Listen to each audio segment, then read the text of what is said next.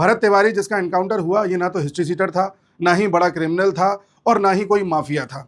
इसका जुर्म ये था कि ये अपने गांव के लोगों के लिए आवाज उठाता था।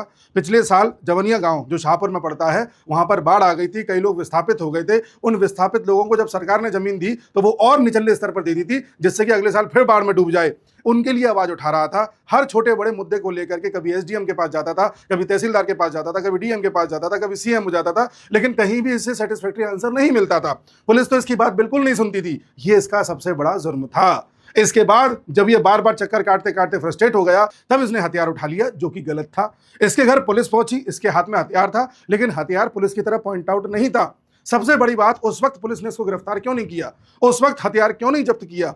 चलिए, उसके बाद जब पुलिस वापस पहुंची तो इसने पुलिस की तरफ शूटिंग करी और कहा कि तुम सब यहां से लौट जाओ, तुम किसी काम के नहीं हो, तुम सिर्फ पैसा खाते हो बाढ़ के नाम पर। इस तरह से इसने हथियार लहराते हुए पुलिस की तरफ फायरिंग करी, जो कि गलत था। पुलिस को उस वक्त स्टेप ले लेना चाहिए था, लेकिन जब पुलिस ने कहा कि आप सरेंडर कर दो, तो इसने हथियार पुलिस की तरफ फेंक दिया। इसके हाथ में कोई हथियार नहीं था। तब पुलिस ने इस पर गोली चलाई और एनकाउंटर करार दिया।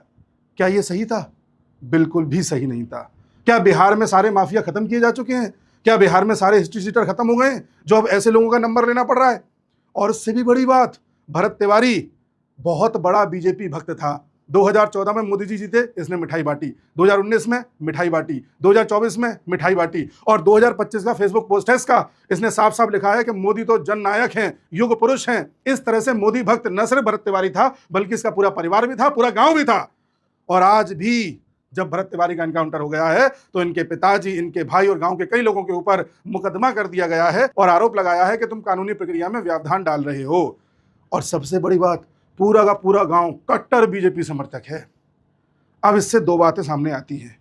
क्या बिहार के सीएम, बिहार की पुलिस बिल्कुल अंधी हो चुकी है, जिसे कुछ दिखाई नहीं देता क्या सही है क्या गलत है?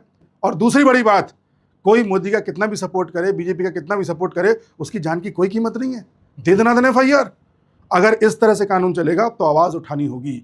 इस तरह से सीएम काम नहीं कर सकते, पुलिस काम नहीं कर सकती।